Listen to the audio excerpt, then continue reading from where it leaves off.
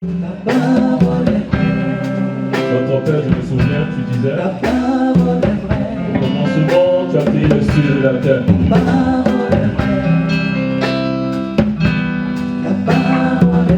Ta parole déclare que la terre était informe et vide.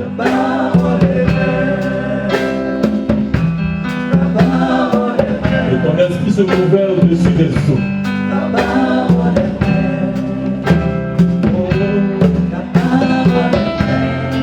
Oui, Jésus. Jésus.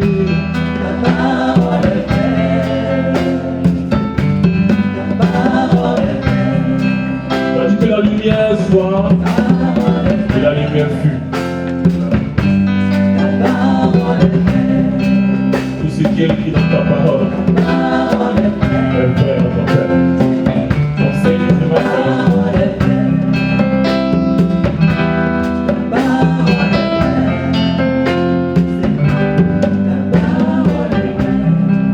Nous sommes là en ce matin pour recevoir de toi. Père, en ce matin, nous nous disposons à toi. Que Seigneur, ta parole qui est esprit et vie, Père, fasse tomber les écailles de nos yeux, afin que cette parole produise en nous des fruits dignes de repentance. Au nom de Jésus-Christ. C'est pourquoi ce matin, nous nous armons de l'autorité du nom de Jésus-Christ. Et nous ordonnons à tout esprit maléfique, quelle que soit sa provenance,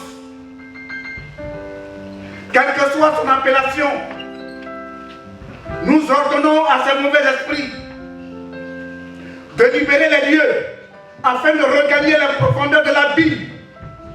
Au nom de Jésus-Christ, que tout lien d'asservissement soit brisé au nom de Jésus. Amen. Toute oppression démoniaque soit déclarée vaincue au nom de Jésus-Christ. Gloire à toi, merveilleux Sauveur, pour ta présence qui est effective. Dans le nom de Jésus-Christ, que nous t'avons prié. Amen. Amen. Nous pouvons acclamer le Seigneur. Nous acclamons le Seigneur.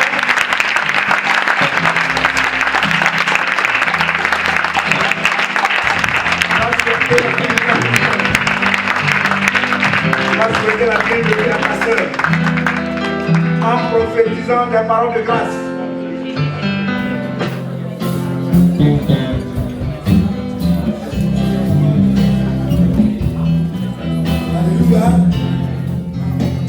Alléluia.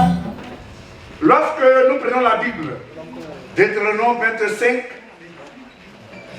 du verset 17 au verset 19. Lecture. Deutéronome 25, verset 17 à 19.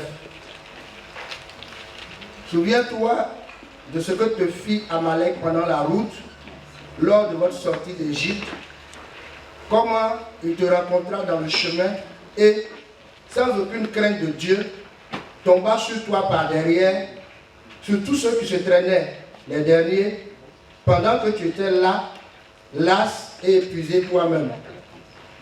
Lorsque l'Éternel, ton Dieu, après t'avoir délivré de tous les ennemis qui l'entourent, t'accorda du repos dans le pays de l'Éternel, ton Dieu, t'accorda du repos dans le pays de l'Éternel, ton Dieu te donne en héritage et en propriété, tu effaceras la mémoire d'Amalek de dessous les cieux. Ne l'oublie point. Ne l'oublie point. Tu effaceras la mémoire d'Amalek de dessous les cieux. Amen.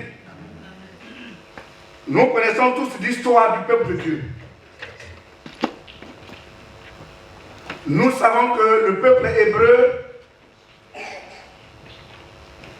a été esclave au pays étranger, précisément en Égypte.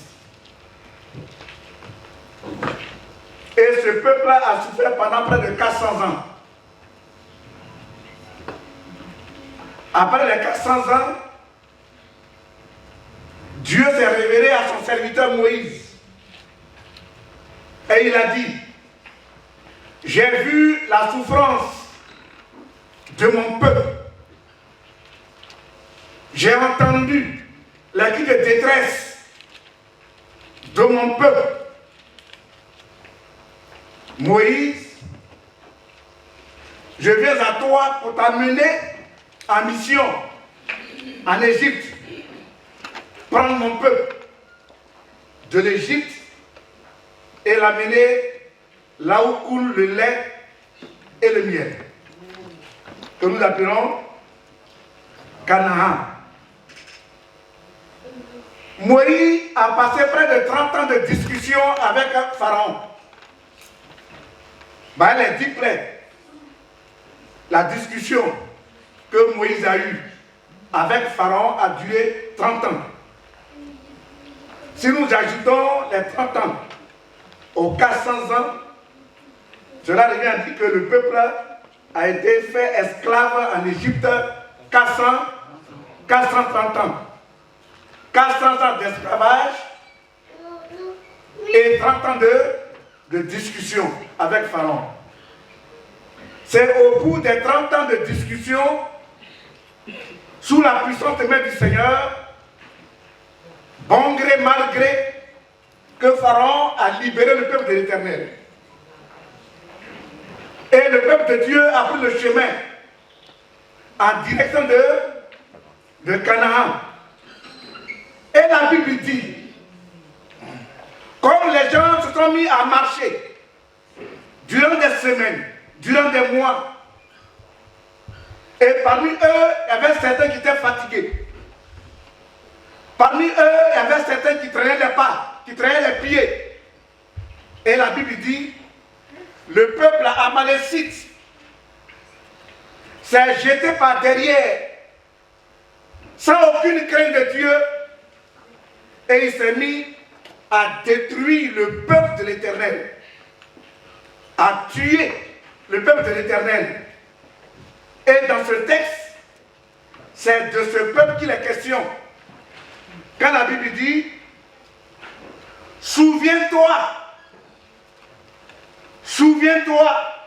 de ce que te fit Amalek pendant la route, lors de votre sortie d'Égypte. Comment il te rencontra dans le chemin et sans aucune crainte de Dieu, tomba sur toi par derrière, sur tous ceux qui se traînaient les derniers, pendant que tu étais las et épuisé toi-même. Amen. Amen. Et au verset 19, il est écrit ceci. Lorsque l'Éternel ton Dieu, après t'avoir délivré de tous les ennemis qui t'entourent, t'accordera du repos dans le pays que l'Éternel ton Dieu te donne en héritage et en propriété, tu effaceras la mémoire d'Amalek de dessous les cieux. Ne l'oublie point. Ne l'oublie point. Amen. Amen. Qui a été païen comme moi? Ok. Qui a connu des problèmes dans sa vie depuis que tu es né dans ce monde des hommes? Et les mêmes problèmes continuent encore d'exister. Bien-aimé du Seigneur, quand tu sortais du sein maternel, quand Dieu t'a fait la grâce de sortir du sein maternel, qu'est-ce que tu as fait à tes ennemis pour qu'ils s'attaquent à ta vie? Tu as fait quoi? Rien. Tu leur as dit quoi? Rien. Même certains d'entre nous, même depuis le sein maternel, l'ennemi s'est fâché contre eux. Et l'ennemi a juré que toi, plus jamais, pas de réussite dans ta vie. Qu'est-ce que tu as fait à tes ennemis pour qu'ils te déclarent la guerre? Et ce matin, Dieu, en qui tu as placé ta confiance, ce matin te réveille et il dit, quand Dieu t'aura donné du repos et que tu seras en possession de tes capacités, tu effaceras la mémoire d'Amalek. Amalek, c'est un peuple. Comprenez que Amalek, sa définition signifie guerrier. Ils ont pour habitation la vallée au sud de Canaan. Et cet Amalek, il est le fils d'Éliphaz.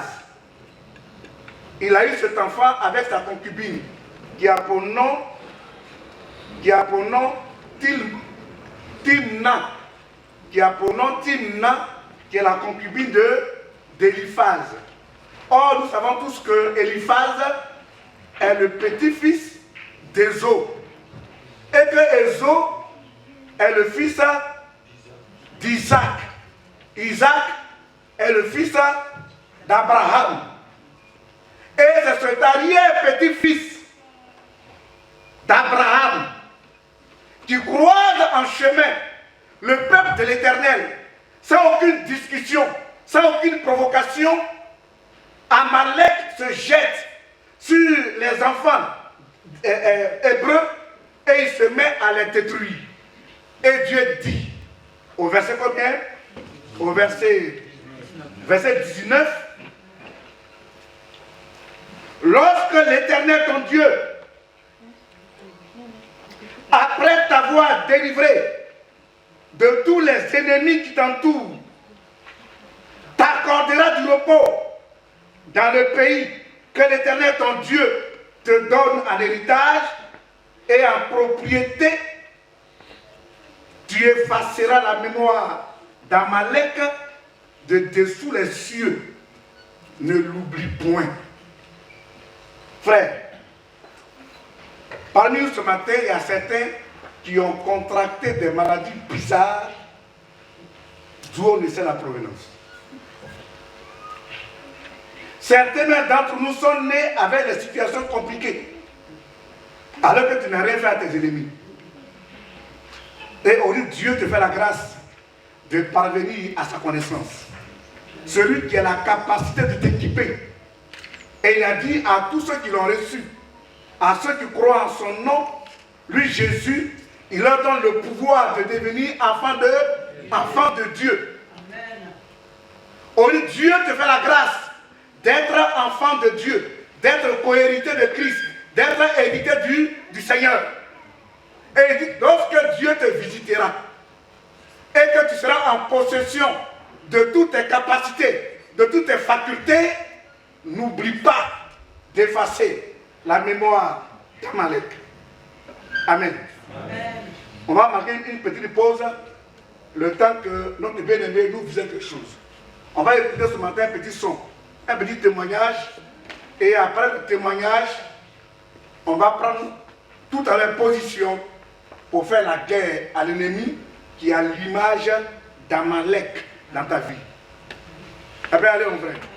Et un midi, quand je suis rentré de l'école, je partais à la boutique pour m'acheter de quoi manger. Et dans la cour de mon oncle, j'ai trouvé une tante pour qui j'ai beaucoup de respect. Elle m'a fait appel. Elle a dit à maman, ah viens. Dans l'ignorance, j'arrive, croyant qu'elle avait déjà me dit. Et puis elle a commencé à jouer avec mon pied gauche. Ah, mais l'enfant de Dogori, tu as des bons pieds, tu as des jolis pieds. Ah, là, c'est beau, hein? Elle avait pas de 5 à 10 minutes par heure. Comme elle était enfant, je ne savais pas ce qui se passait. Et quand elle avait dit, moi, j'ai fini. Tu peux aller. Sans savoir ce qu'elle voulait faire au juste. j'ai gardé secret. Je n'ai pas révélé cela à ma maman. Une semaine après, il y a un petit bouton qui a poussé sur mon pied. Le bouton a été cassé. Et finalement, petit bouton qui a été cassé est devenu une plaie inguérissable. On est allé à l'hôpital faire des piqûres d'antibiotiques, impossible. Et maman était obligée, tous les matins, elle m'appelle pour faire les soins, elle était obligée de faire des prédits. Que cette plaie est un sort qui a été lancé à mon enfant, que celui qui a lancé ce sort, que ce sort retourne à lui. Or, il a fallu que je devienne chrétien pour comprendre que c'était une œuvre de la sorcellerie. Comme ce matin, nous venons de le voir à la lumière de la parole de Dieu. Un peuple qui sort de l'esclavage en partance pour Canaan, là où Dieu l'oriente, et l'ennemi sort par derrière et il se met à attaquer ce peuple sans aucune raison. C'est aussi ton cas, c'est mon cas, c'est notre cas. Il y a des situations que tu as vécues ou que tu es en train de vivre dont toi-même tu ne connais pas les origines. Et parfois tu t'assois pour t'interroger pourquoi une telle souffrance dans ma vie. Et tu fais des analyses. Tu ne connais pas la provenance de ces mots. Amen. Amen. Amen. Et la Bible dit, lorsque Dieu te fera la grâce et que tu seras en possession de tes facultés, tu dois effacer la mémoire d'Amalek dans ta vie. Il y a des mots dont tu souffres aujourd'hui. Il y a certaines maladies dont tu souffres aujourd'hui. Il y a certains problèmes dont tu souffres aujourd'hui. Même il y a certaines personnes sur qui des parents ont prédit pour dire, toi, tu n'auras jamais de mari. Tu peux avoir des copains, tu peux avoir des enfants, mais avoir quelqu'un pour t'aimer, pour t'épouser, tu n'en auras pas.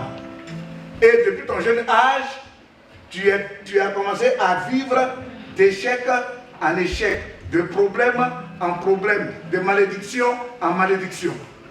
Bien-aimé, si Dieu t'a fait la grâce et que tu es parvenu à sa connaissance et qu'il t'a doté de sa puissance, tu dois t'armer cette puissance pour mener combat à l'ennemi. Tu ne dois pas croiser les mains. Mais l'élément que nous oublions est que dans ce monde où nous vivons, il y a deux mondes. Chaque monde est géré par un esprit. Le monde dans lequel nous sommes, pour nous qui sommes les enfants de Dieu, notre monde est contrôlé par celui qu'on appelle le Saint-Esprit. Et ceux qui sont de l'autre côté, leur monde est contrôlé par l'esprit malin. Donc les deux mondes sont opposés. Si tu as pris la décision de marcher avec le Seigneur, c'est-à-dire que tu appartiens au monde de Jésus. Or, ce monde de Jésus a ses principes, a sa façon de marcher, a sa façon de vivre, a sa façon d'agir, à sa façon de penser, à sa façon de se comporter, à sa façon de s'habiller, à sa façon de manger, à sa façon de se promener. On ne peut pas être dans le monde qui appartient à Jésus et avoir le comportement de ceux qui appartiennent au monde, à l'esprit du diable. Dans ce témoignage, la jeune dame a révélé assez de leçons spirituelles. C'est vrai qu'elle s'est décidée à aller à l'église. C'est vrai qu'elle s'est décidée même à appartenir à un groupe de prière au sein de l'église. Bien vrai qu'elle était à l'église, mais les habits qu'elle portait, la vie qu'elle menait provenait de d'où? Du monde satanique. On ne peut pas être dans le monde du Seigneur et avoir une vie qui appartient au monde satanique. Et Dieu lui a fait grâce. Je lui ai dit, tel habit, tel habillement, c'est des choses qu'il faut ôter de ta maison. Bah, c'est comme des éléments, c'est comme des antennes. Si tu appartiens au monde du Seigneur et que dans ta maison, il y a certaines choses que tu détiens qui sont du monde invisible, qui appartiennent à Satan, bien vrai que tu viens à l'église, bien vrai que tu appartiens au Seigneur, mais ta maison sera visitée par les démons. La meilleure manière de faire, la meilleure manière d'agir, lorsque tu prends la résolution de marcher avec le Seigneur, il y a nécessité de fouiller ta maison, tout ce qui est du diable, tout ce qui appartient au royaume de l'ennemi, ces choses doivent être livrées pour permettre à ta maison d'être libre. Mais on ne peut pas être dans la maison du Seigneur prétendre être enfant de Dieu, prétendre être serviteur ou servant de Dieu et avoir double nature. Ou soit tu es pour Dieu, ou soit tu es pour le diable. La Bible dit que les deux mondes sont opposés. L'esprit de Satan est opposé à l'esprit du Seigneur. Le comportement qui provient de l'ennemi est opposé au comportement des enfants de Dieu. Les deux vies ne peuvent pas cohabiter ensemble. Amen. Bien-aimé du Seigneur, tout à l'heure on va prier. Mais est-ce que dans ta maison, il n'y a pas des choses qui appartiennent au monde invisible?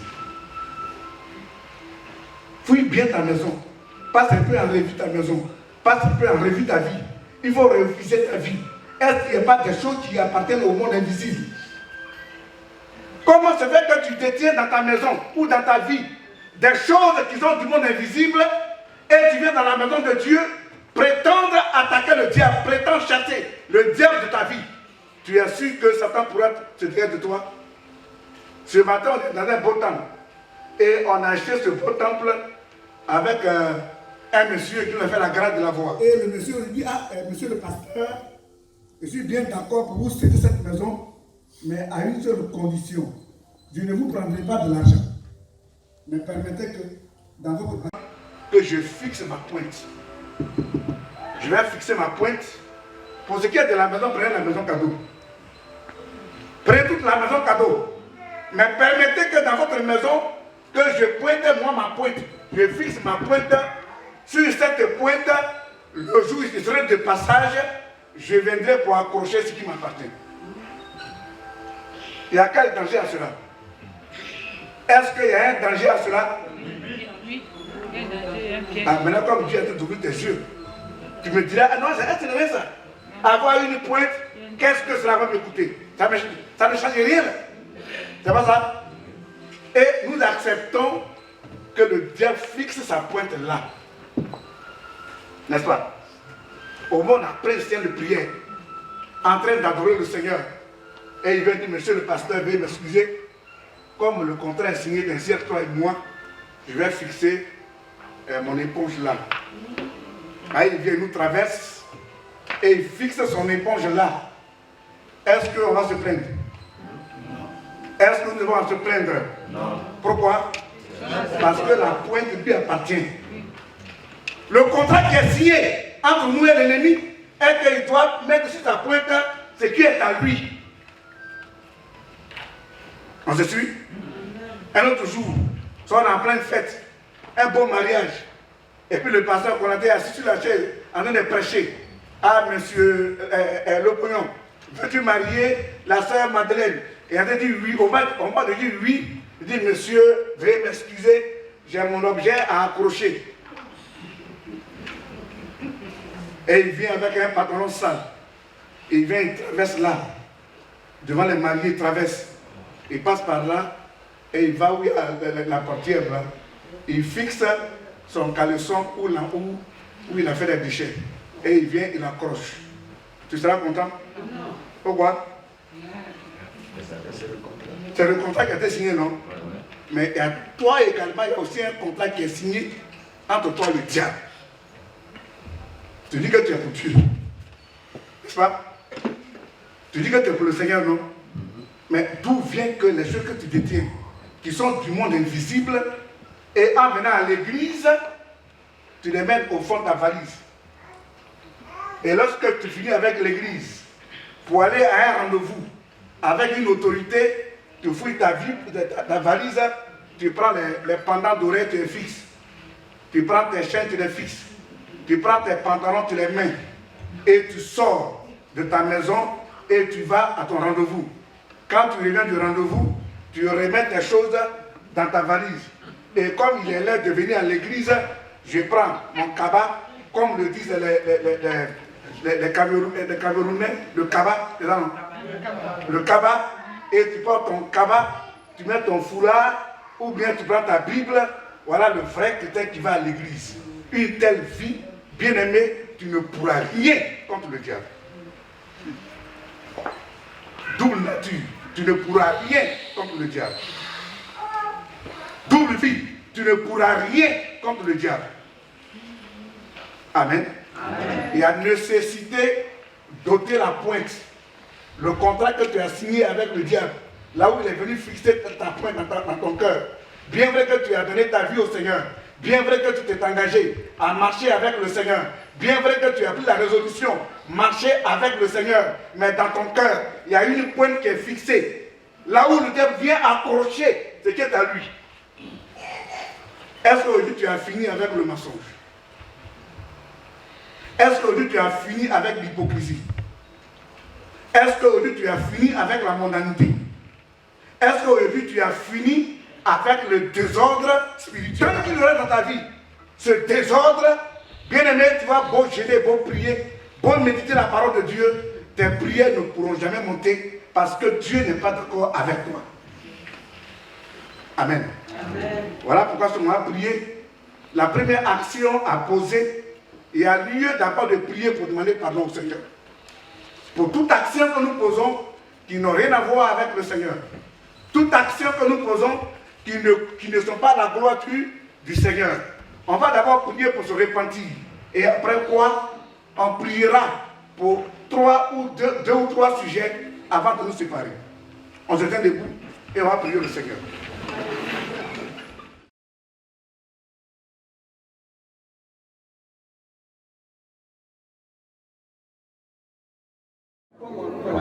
Bonjour à tous, que le Seigneur nous bénisse. Je suis le frère Stéphane et nous venons de prendre part à un culte d'adoration, d'action de grâce, culte au cours duquel on a été bénis. Quand je parle de bénédiction, je veux parler du message que nous avons reçu. Le thème, c'est mémoire d'Amalek.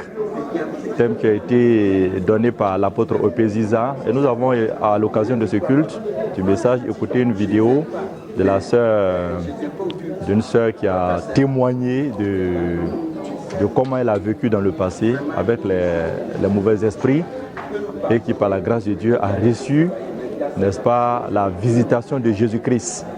Ce que nous retenons du message qui a été donné et du témoignage qu'on a reçu, c'est qu'il faut effectivement se repentir de toutes les pratiques, de tous les péchés que nous avons commis autrefois pour vivre pleinement pour le Seigneur. Parce que nous savons qu'il y a deux mondes qui existent, le monde des ténèbres et le royaume de Dieu.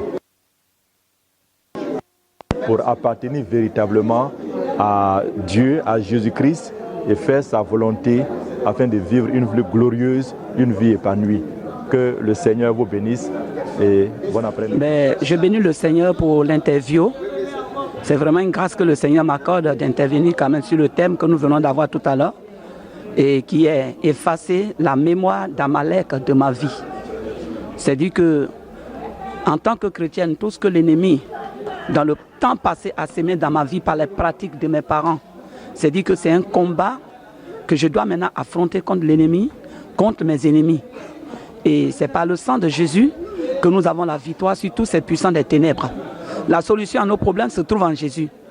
La solution à notre délivrance se trouve maintenant. Je suis une nouvelle créature et que je suis né de nouveau. C'est pour dire que, quelles que soient toutes les pratiques qu'auraient fait mes parents à travers ma vie, à travers les bois, à travers le masque, ces Amalek aujourd'hui, pour moi, par le sang de Jésus, je les ai ôtés de ma vie. Et au nom de Jésus, j'ai la victoire. Tout lien héréditaire n'a plus de pouvoir sur ma vie. Tout envoûtement, tout esprit d'échec, de la malédiction, de la solitude, du célibat, n'a plus de pouvoir sur moi. parce que au nom de Jésus, j'ai effacé de ma mémoire ces Amaleks au nom de Jésus. Je bénis le Seigneur parce que par son sang, je suis plus que vainqueur. Oui, bonjour frères et sœurs. En cette journée dominicale du 29 juillet, nous avons médité, il nous avait été enseigné sur le thème d'effacer la mémoire d'Amalek. Le pasteur, par l'intermédiaire, du Seigneur, nous a pleinement restauré et éclairé sur ce thème. Frères et sœurs, nous devons totalement mettre en pratique la parole de Dieu. Veiller sur notre vie de tous les jours, veiller sur nos enfants, veiller sur nos habitudes, et que Dieu lui-même soit en permanence avec nous. Que la parole de Dieu, que les préceptes de notre Seigneur Jésus-Christ soient toujours avec nous. Que Dieu nous garde. C'est un message très fort. Un message très fort qui non seulement nous interpelle, nous, chrétiens, mais aussi qui nous enseigne. Parce que ce message veut dire que nous qui sommes poursuivis dans notre vie de tous les jours par ces malheurs, par ces difficultés, c'est tout simplement, n'est-ce pas, le diable. C'est Amalek qui ici représente le diable qui nous poursuit dans notre vie, qui nous poursuit dans notre marche avec notre Seigneur. C'est pour cette raison que ce message nous enseigne que dans notre vie, nous devons retirer, nous devons dans notre maison, dans notre vie, retirer tout ce qui n'est pas la gloire de notre Seigneur, tout ce qui représente Amalek dans notre vie. Parce que Amalek, c'est le méchant, c'est le démon qui nous poursuit, nous, enfants de Dieu, nous qui avons la foi, nous qui avons reconnu que Dieu est notre sauveur. Amalek nous poursuit pour anéantir notre vie. Et Amalek représente donc, n'est-ce pas, cet esprit méchant qui, dans notre maison, passe par tous les moyens pour nous amener, à nous tourner, à tourner, n'est-ce pas, notre face, à prendre la distance, mettre la distance entre notre Dieu et nous. Nous devons donc, par tous les moyens, dès l'instant où nous avons accepté Christ, retirer de notre vie tout ce qui vient d'Amalek. Et c'est à partir de là que notre Dieu posera sa main puissante sur nous et que sa marche avec nous sera une marche glorieuse et que toutes ces bénédictions et toutes ces grâces se poseront sur notre vie. Donc pour moi c'est un message conséquent, un message fort que non seulement je prie pour que ce message soit ancré dans ma vie, dans mon cœur, mais que je prie aussi pour que tous nos frères et sœurs et ceux qui m'écoutent, n'est-ce pas, prennent exemple. Pour que ce message soit un message fédérateur, un message fort dans notre vie. Que Dieu nous bénisse. Seigneur, alléluia. Quand tu viendras dans ta gloire, souviens-toi de moi, Seigneur. Quand tu viendras dans ta grâce, souviens-toi.